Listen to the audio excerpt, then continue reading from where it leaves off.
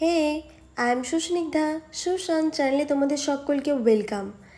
বাবার বাড়ি থেকে এই খোলা সমেত বাদামগুলো নিয়ে এসেছিলাম। আমরা আগে কি করতাম, খোলা ছাড়িয়ে তারপর এয়ার ফ্রায়ারে ভাজতাম, তেল ছাড়া কিন্তু। তারপর আমার শাশুড়ি মা আমাকে আইডিয়া দিল, কেননা আমরা খোলা সমেত করতে পারি না, তো ওটাই করছিলাম। দেখা যাক কেমন হয়, নতুন একটা এক্সপেরিমেন্ট করতে চলেছি। তো 160 ডিগ্রিতে, যেহেতু মেনুতে পিনাট সিলেক্ট করাই ছিল, তো 15 মিনিট হওয়ার পর দেখব কেমন হয়।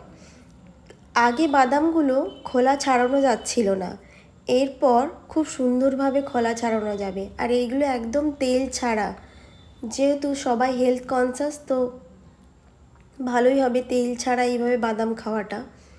যেহেতু বাদাম তো বিভিন্ন রেসিপিতে দেওয়া যায়, তো সেই জন্য বলা আমার। দুটোকে খুব ভালোভাবে ডিফারেন্ট করার জন্য তোমাদের কাছে খুব ক্লিয়ারলি ভিডিওটা করছি। কেমন হয়েছে আমাকে প্লিজ কমেন্ট করে জানিও। এই দেখো, এইগুলো খুব সহজেই খোলাগুলো ছেড়ে যাচ্ছে, আর এইগুলো ছাড়ছে না।